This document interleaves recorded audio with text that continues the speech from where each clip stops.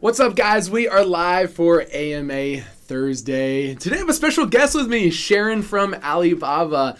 So we just got done recording Tuesday's episode this morning. She flew in from California last night to help us out, record this episode, and she has to leave to catch a flight in about 15 minutes. But I figured before she goes, she could hop on this live stream with us and she could answer some of the questions that you guys have, at least related to Alibaba. Anything else you want to say about yourself?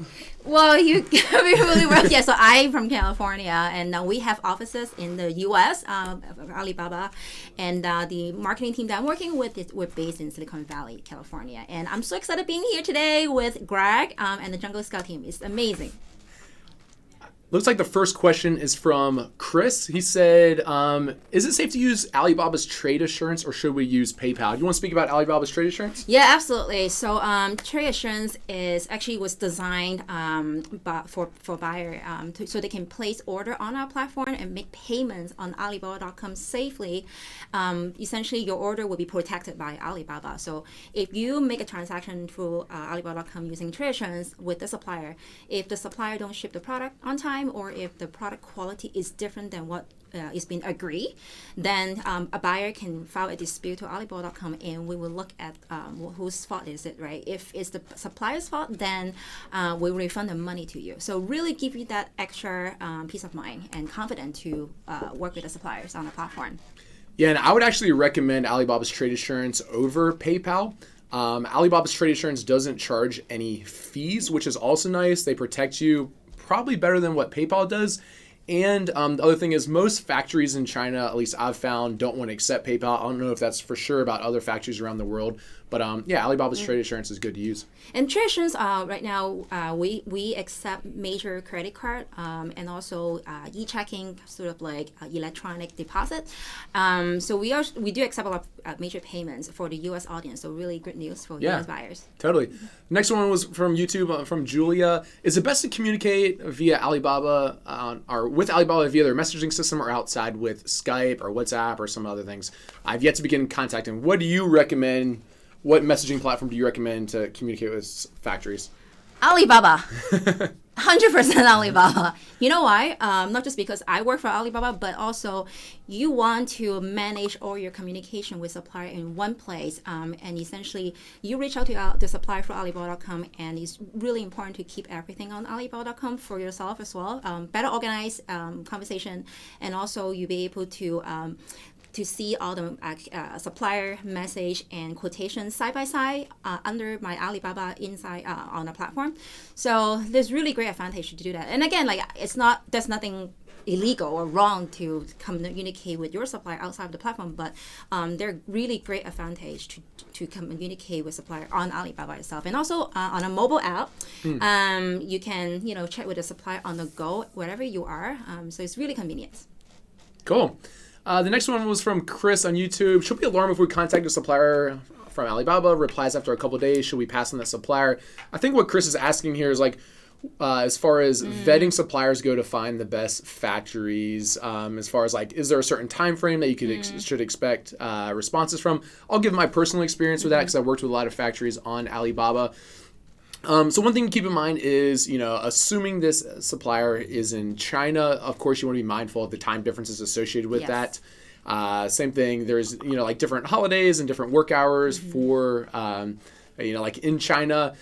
All that being said, one of the means that I use to vet which factory is the best fit for me is their ability to communicate, communicate well, easy to communicate, quick to respond. So, if you contacted a few different factories, one's much better to work with, they respond faster, and the other one takes a few days every time to respond to you, then that's definitely something you can use to vet your factories. Is there anything you'd like to add? Yeah, I do. So also you can look on Alibaba.com when you see a supplier profile, we show you their response rates, right?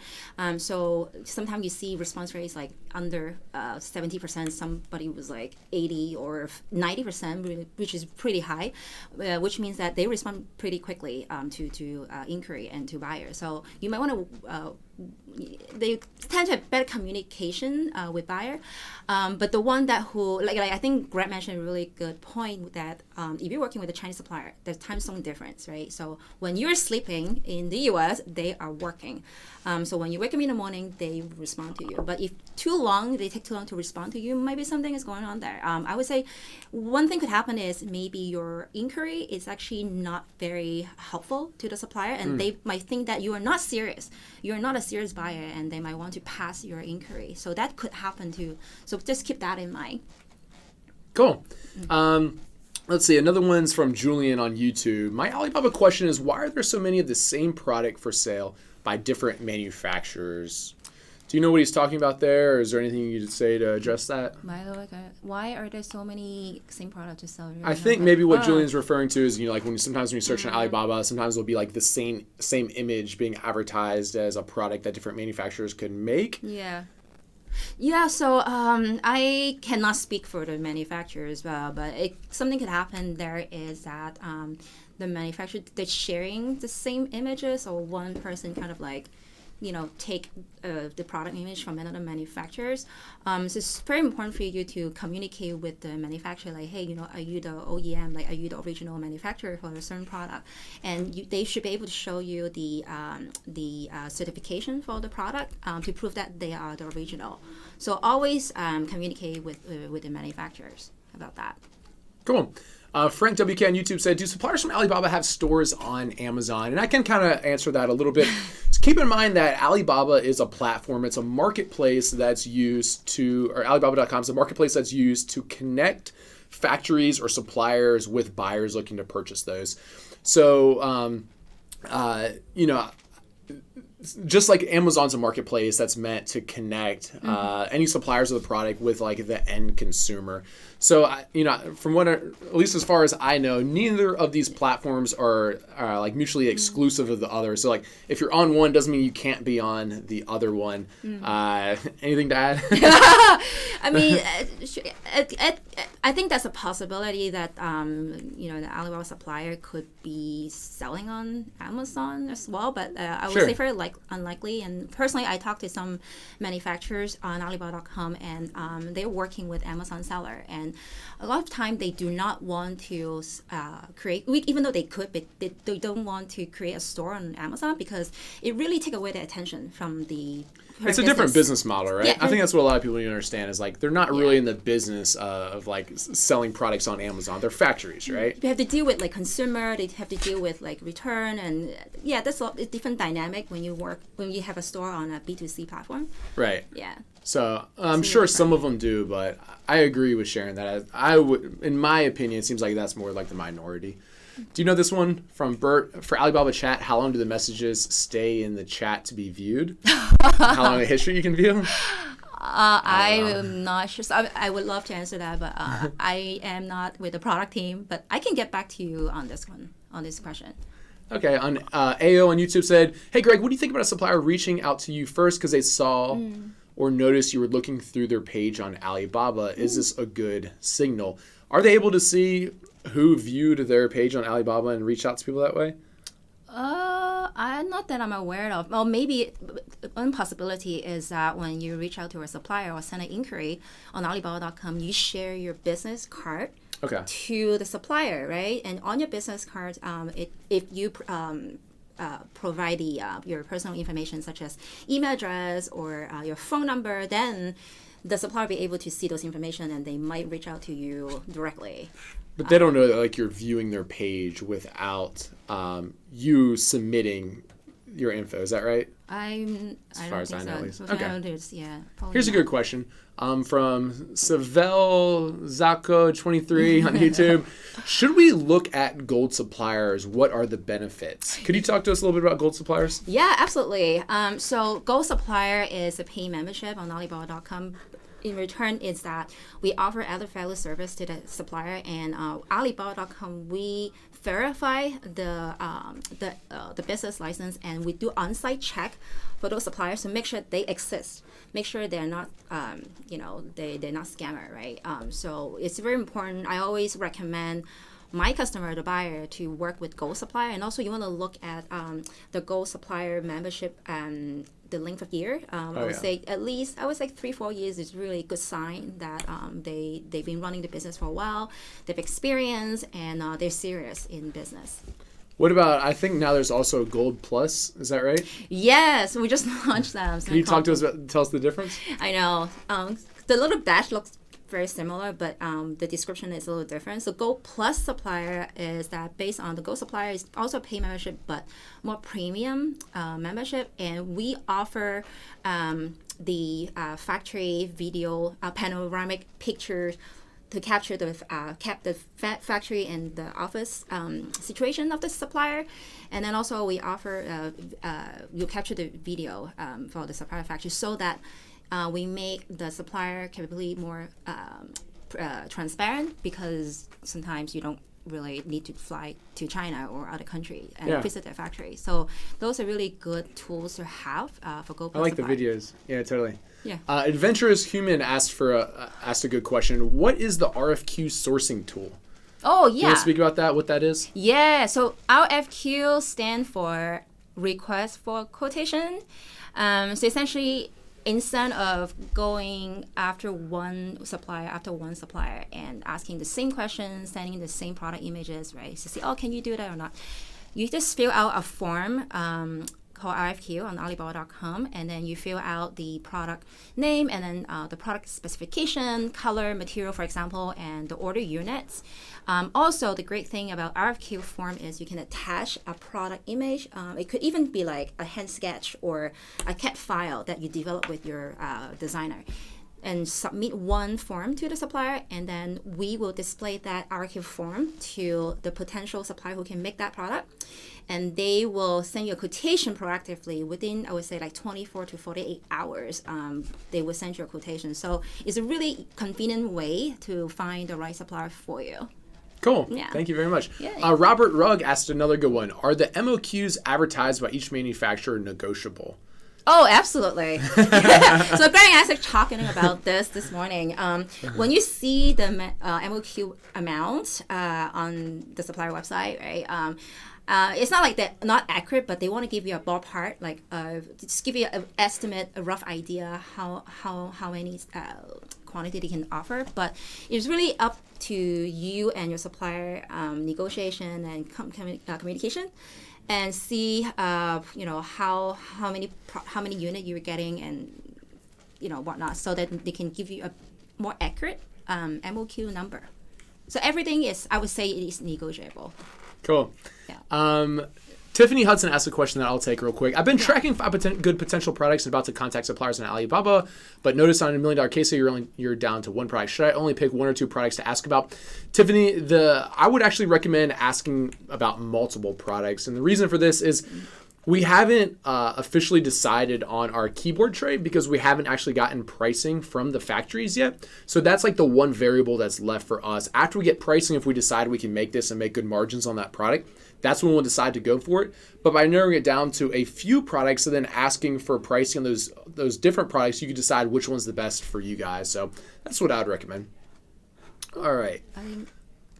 You got to go? Yeah, right. I know I missed my flight. I would love to spend more time here, but I promise I'll come back. Thank you very much for joining us, Sharon. It's been awesome. Safe travels back to San Francisco. Thank you, guys. And don't forget to check out Super September coming up in September on Alibaba.com. All right. We'll trade in Sharon for Alibaba, for Rolando. Look who it is. Like magic. I have all the way from Orlando, Florida, here with the myth, the man, the legend, Greg Mercer. So excited to be here. Yeah, Rolando and I have been filming together as well this week. Like I said, we just filmed the episode this morning with Sharon, which was a lot of fun. Too bad she had to run. But yeah, now we're happy to answer any types of questions. Actually, for the rest of this AMA, let's try to focus on questions that have to do with this Tuesday's episode, which was about patents, all right? So any questions you guys have about patents, drop them in the chat box now, and I'm more than happy to help you guys with any of them. I think I saw a few of those in the beginning, and we kind of waited to answer those since we only had Sharon for a few minutes. And you don't want to miss next week's episode because guess who will be on? Sharon. So Definitely. We're going to be talking about Alibaba and sourcing and all that fun stuff. So we're a little ahead of ourselves, but let's get back to this week's episode, right? Episode 4. Chan Poulin at the beginning said, is it possible to put patent pending on something like that? Am I listening to deter other sellers trying to sell my items? It would be lying, but would Amazon know this and ask me to remove it? All right, so I don't recommend that you do this. You're right, this is lying, and what I've really learned in business over time is that it's never a good idea to try to do these shady things. These people never win who are trying to do things like this. It always is the best to just do things by the book and ethically. And I would never recommend someone to put patent pending on anything that's a real patent's not pending. I don't exactly know what the legal ramifications of that are, but yeah, I don't want to find out. Yeah, it's like Greg says, just adding to that, when you're selling on Amazon, just follow Amazon's rules, stick to the rules. If you know that you don't have the patent on that, then definitely don't do it. But I think this next question is for you by Sargis. It says, hi Greg, can we have a design patent and a utility patent for the single product at the same time?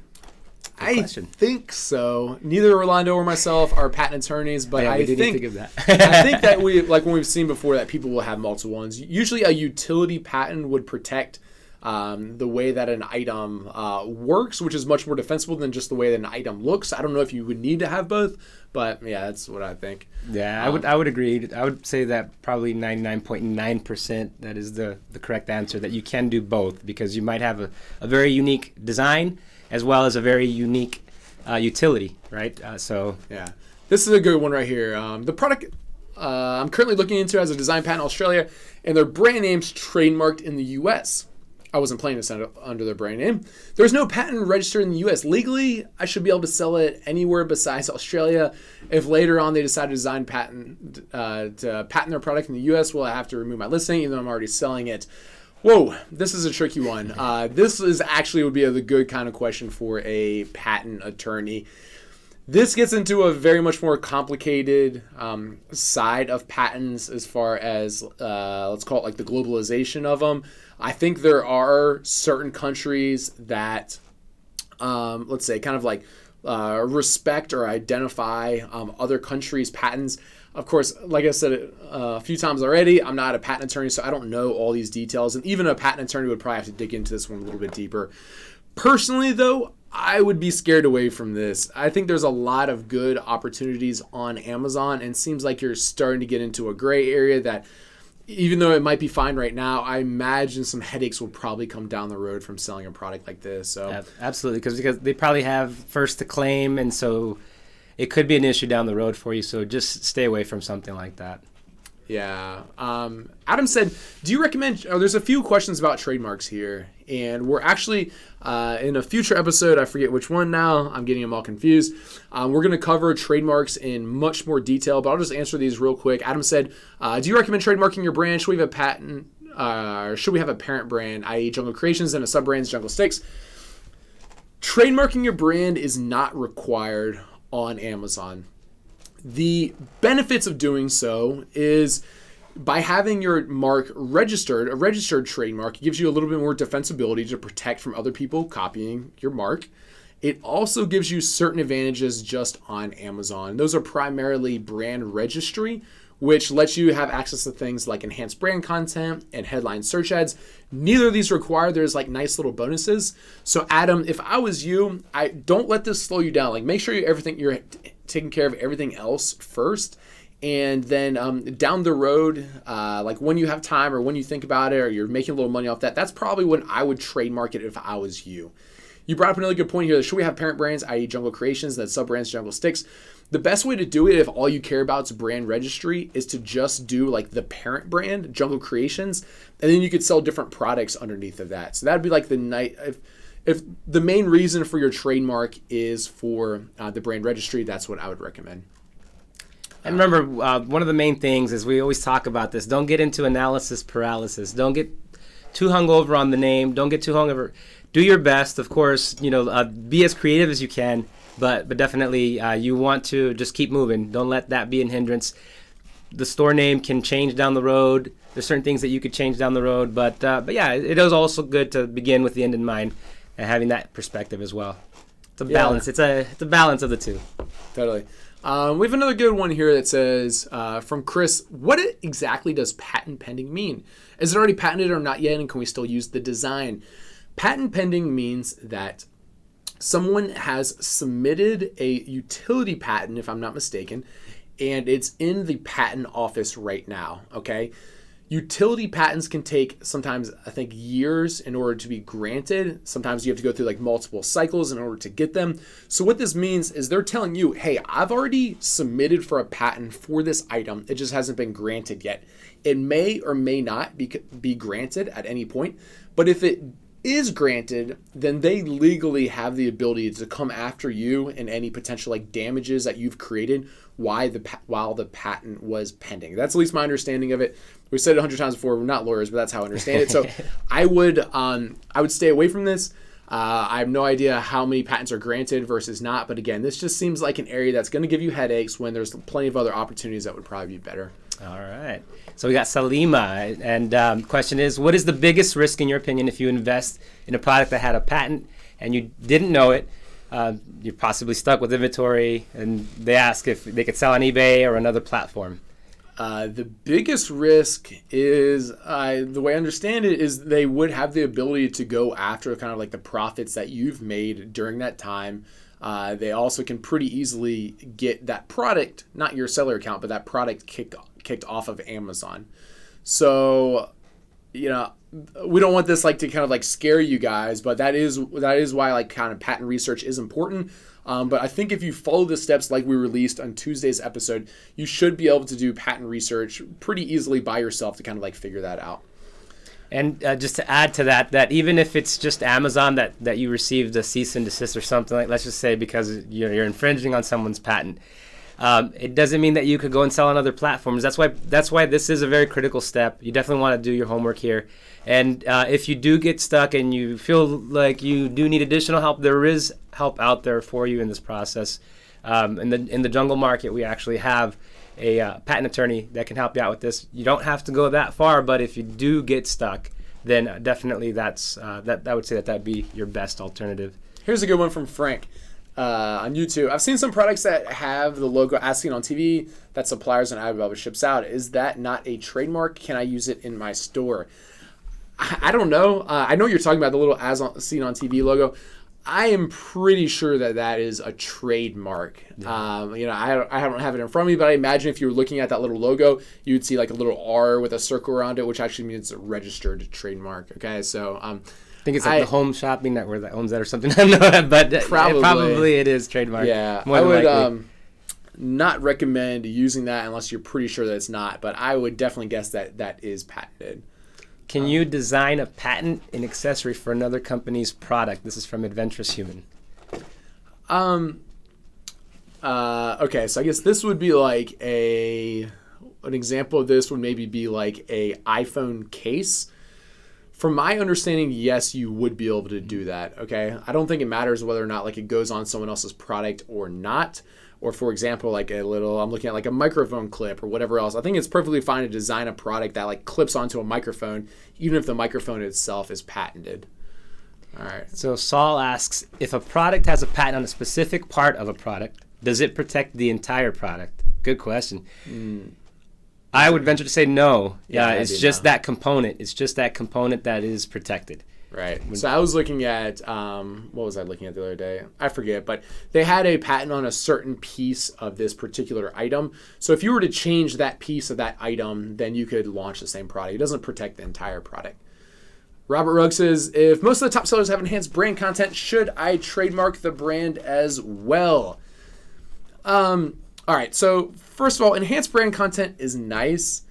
It improves your conversion rate a little bit in most categories. Some categories like higher priced items, it might help more commodity type items. I think it helps very little or maybe none at all.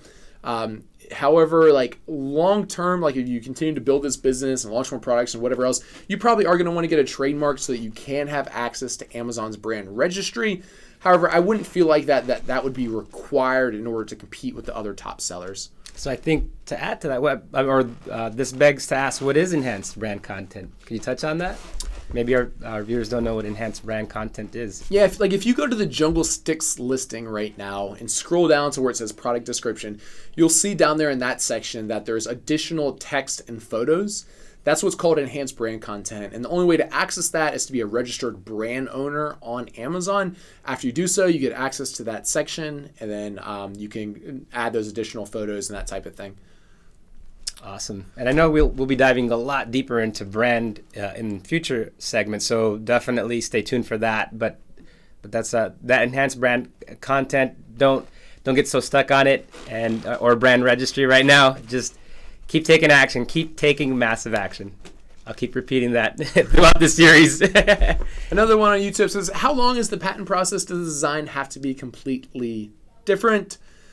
The patent process is long. Do you remember how long Kenza said? Yeah, well, it becomes a challenge if there's extensive research needing to be done. I think that's part of the process. Of course, also when your designs or your utility patent is submitted into the office, there's a backlog as well. Right now, like they only have so many people trying to get through all these patents. So it could be anywhere from 6 months to years, depending on the backlog for that particular product. Because from what Kenza explained, it goes to a specific team depending on what the utility may be or the design might be. It goes to a very segmented team, and that team might have a backlog or they might not, and so they might be able to get to your patent right away or they might not. Now I do know that if you pay extra, they can expedite your patent. There was something that she had mentioned as well. That was a really good conversation that we had with Kenza, right? And with Brad. If you guys remember in our episode, we were able to talk to two experts in the field of patents as well as building a design, and we got a lot of information. William G just wanted to say, I love Keyword Scout in all caps. Awesome. We love Keyword Scout too. We love you, man. All right, let's see here. Tiffany said, in your experience, how many products have you researched and ended up being patented? Is it a common thing? Thanks. Tiffany, in my experience, if I see that a product's on Amazon and multiple different brands and sellers are selling what appears to be the exact same product, then in my experience, a very small number of those would ever be patented, probably zero. That's not always the case, but I can say probably so. If it's a very unique product and there's only one seller selling it, that's when it's a higher chance of it being patented, okay? So I wouldn't say it's you asked, is it a common thing? No, like on the type of products that I sell, I'd say it's not a common thing, but it's still just something that we wanted to educate you guys about throughout the $1 Million Case Study. Yeah, absolutely. All right. If there are a number, Salima said something similar to what I just said to Tiffany. If there are a number of sellers selling a product, is it okay to assume that there is not a patent on the product? A patent attorney would say absolutely not, because they would want to be very thorough to really make sure that this item is not patented. However, from a Amazon seller's experience and not a lawyer's point of view, I'd say that it's pretty safe. If there was a bunch of sellers selling the same product on Amazon, I would be like 98% sure that that item's not patented, or if it was, that they weren't protecting it, because what happens is the patent owner would go after those different sellers who are selling what infringes on their patent. All right, so something to think about there. Did you say that you have not patented all the products that you sell? Salima, that's correct. I do not have one single patent to my name. It would be cool, but it's not required by any means on Amazon. Hopefully this episode of the $1 Million Case Study did not lead you to believe that you're forced to do the whole patent thing, because like 99.9% of Amazon sellers do not have any patents, all right? And to add to that, I think the reason we touch on patents is because you do want to do your patent research. You do want to complete your action items as far as the product that you're interested in launching. That being said, filing for a patent, we throw that in there because maybe you do have an invention. Maybe you do invent something new, and that's probably the only time you'll have to file for a patent if you want to protect an invention. If it's not an invention, then definitely there's no need for you to file for a patent.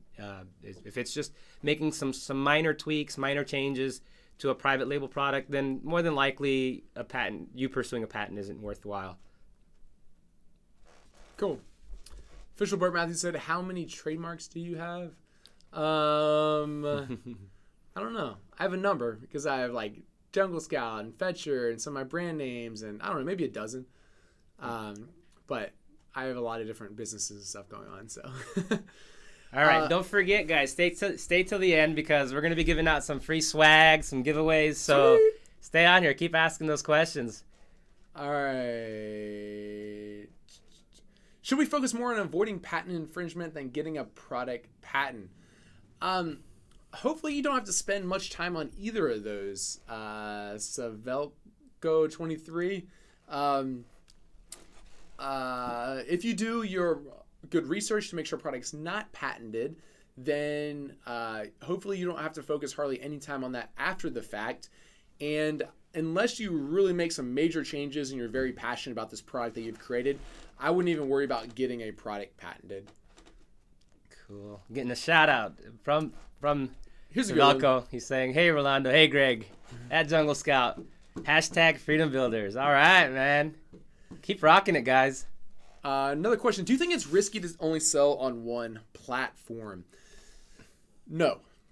All right. So this, I think this is like, in my opinion, not to go off on a rant here, but in my opinion, this is something that I believe is a common misconception in this community, that they think never rely on Amazon for all this, blah, blah, blah, blah, selling lots of different platforms, even though they only make up like 1% of your sales. I know thousands and thousands of Amazon sellers. I've never once met an Amazon seller who's gotten banned from Amazon after they've been following the rules. Okay, or I should say, I've met Amazon sellers that have been suspended like by accident, but they were quickly able to get back on the platform by showing like they weren't breaking the rules or from whatever else, okay? I have heard a few stories about people who have been banned from Amazon, haven't been able to get back on, but they were blatantly doing very illegal things on the platform, okay? So I guess if you're the type of person who does a lot of like shady, black hat, illegal type things, then yeah, it's probably really dangerous only selling on one platform because you're going to get kicked off at some point. If you're the type of person that's like willing to follow the rules and like play by Amazon's game and follow their terms of service, I don't think it's risky to only sell on their platform. Right now, I can't see any company that's even close to catching up to where Amazon's at now. And I would have a really hard time believing anytime in the next 5 years that any company is going to be able to catch up to Amazon as far as like a consumer play like that. At least not in America. Different countries may be a little bit different, okay? So, like I want to be then on that platform that's winning right now. And the analogy I always use is like, what if back in the day, like Walmart told all the brick and mortar stores that down the street of all the stores they put out of business that they could have sold like on their shelves? Like, would it have been risky to go with Walmart?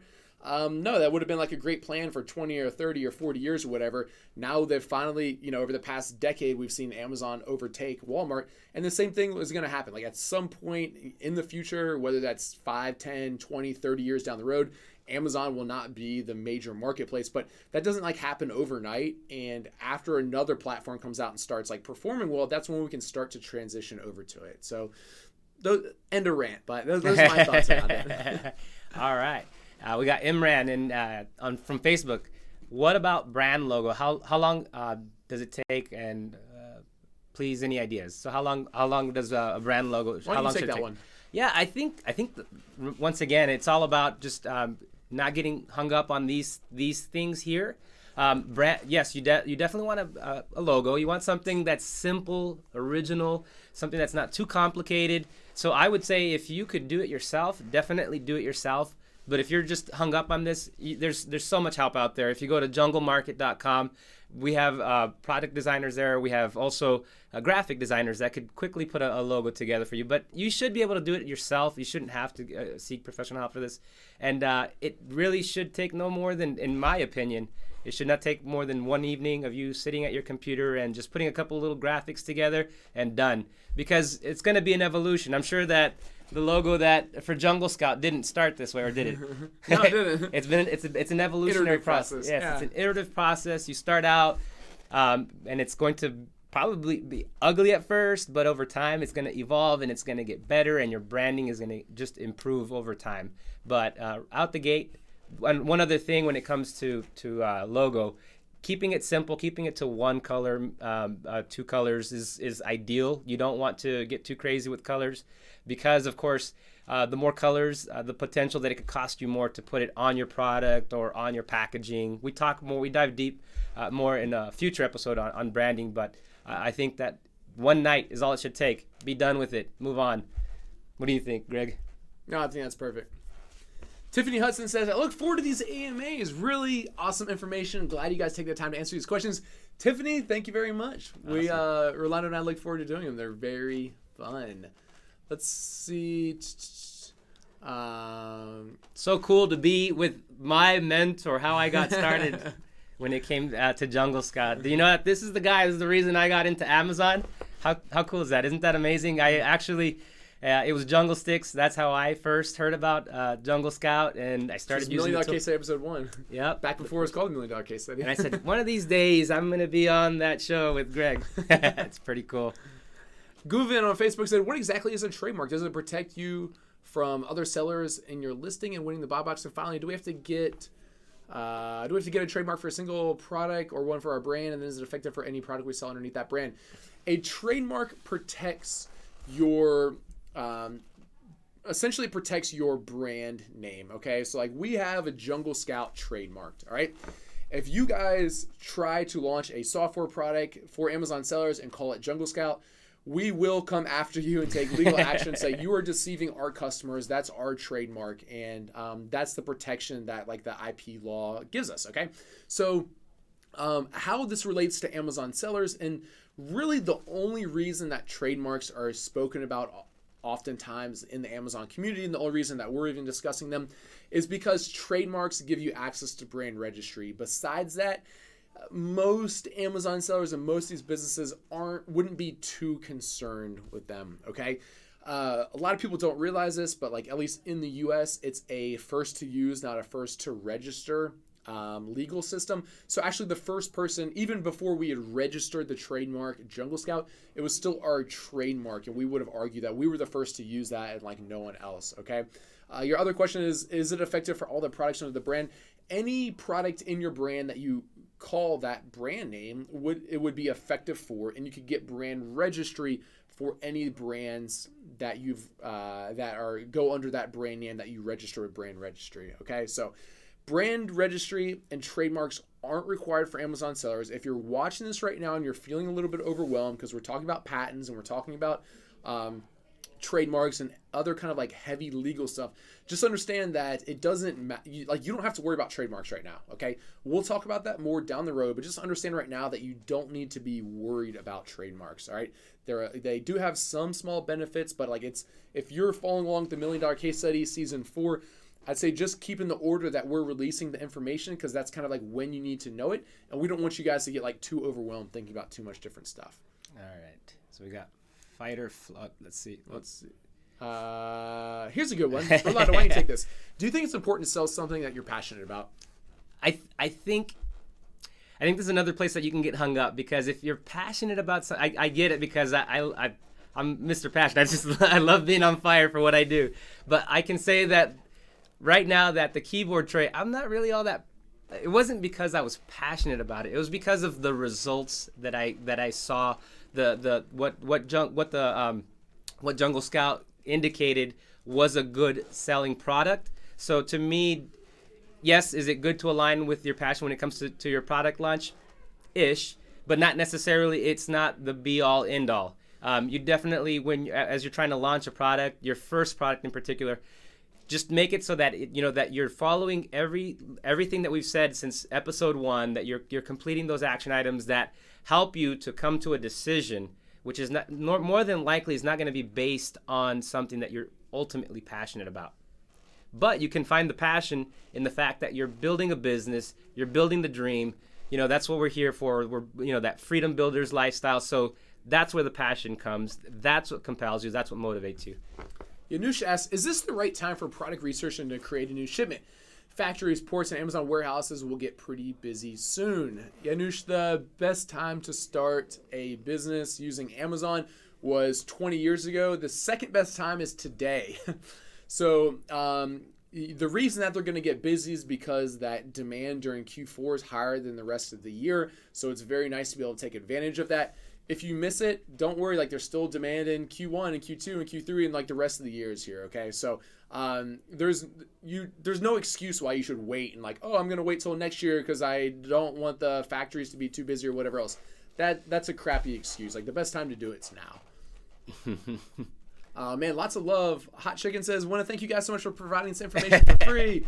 NTK said, Greg's a killer. I love this info. That's awesome.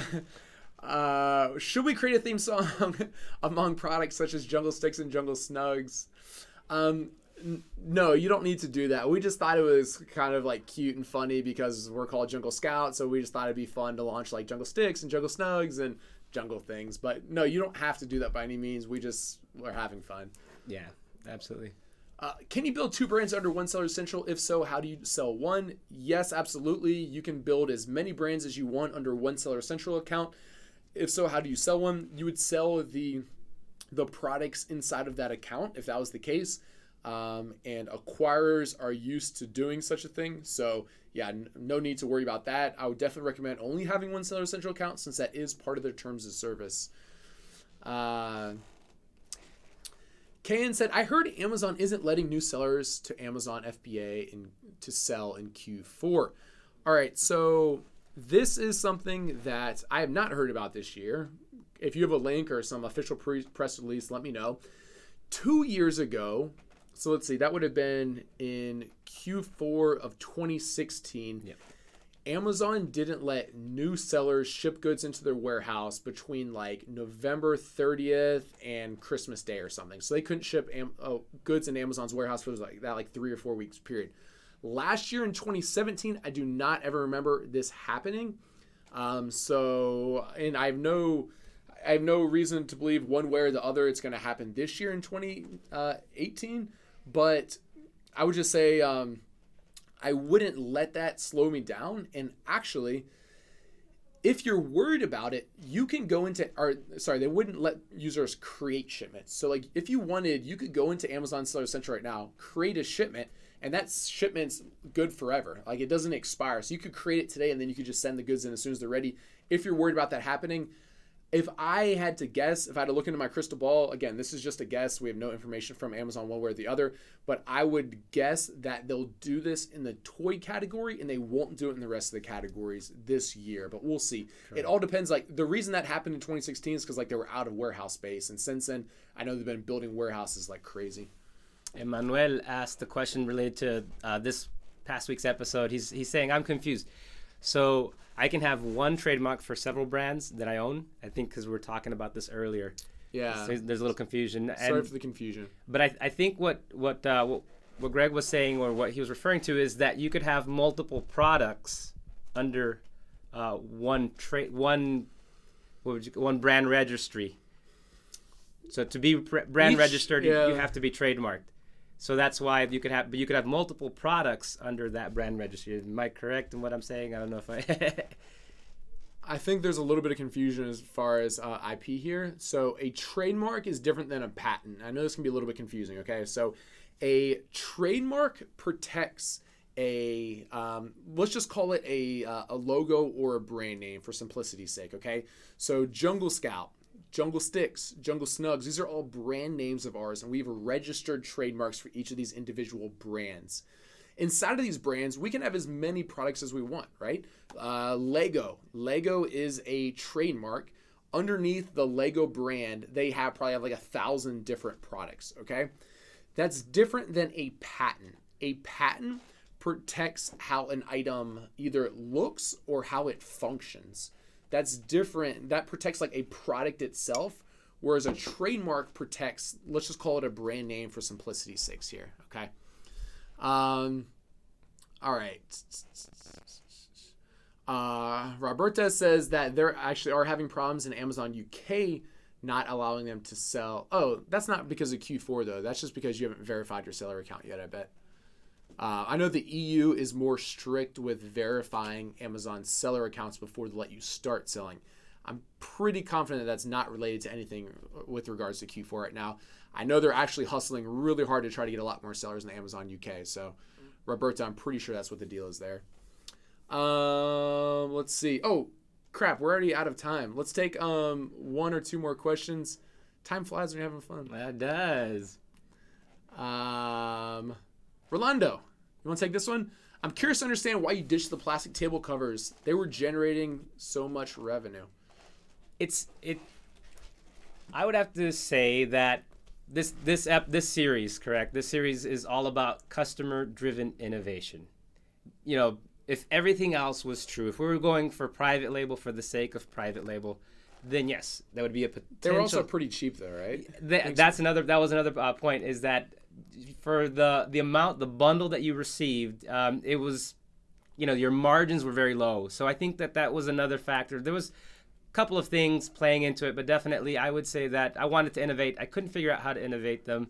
I mean, unless you guys could get super creative. I mean, someone drop a comment in here. How can I innovate tablecloths? Maybe with those, like the plastic could have been a little bit thicker or something else. True. But I think we'd have to go back and watch the episode. But I think there was a few reasons that we didn't choose it. Yeah. Like the amount of revenue or sales a product does isn't the only factor that we use for determining whether a product's good or not. So, sweet. Rolando, you want to announce who has won the Jungle Scout Pro Chrome Extension Hustle t-shirt? Awesome. Yeah, it looks like Robert Rugg. You are the winner. Ding, ding, ding, ding, ding, ding. I wish I had him out here. Yep, congratulations, Robert. Shoot us an email at freedombuilders@junglescout.com, and we will get you hooked up with your Hustle t-shirt. This one right here, right? You're wearing it? Yeah. This t-shirt right here, as well as your Jungle Scout Pro extension. With that being said, guys, we're going to go ahead and wrap up today's episode. We got to get back to work. We have stuff to do. Hey, we got a lot to do. Thank you guys very much for tuning in. This has been fun. It's been fun hanging out with Rolando in real life and having Sharon from Alibaba on. We will see you guys again next Thursday. Adios. Keep crushing it, Freedom Builders.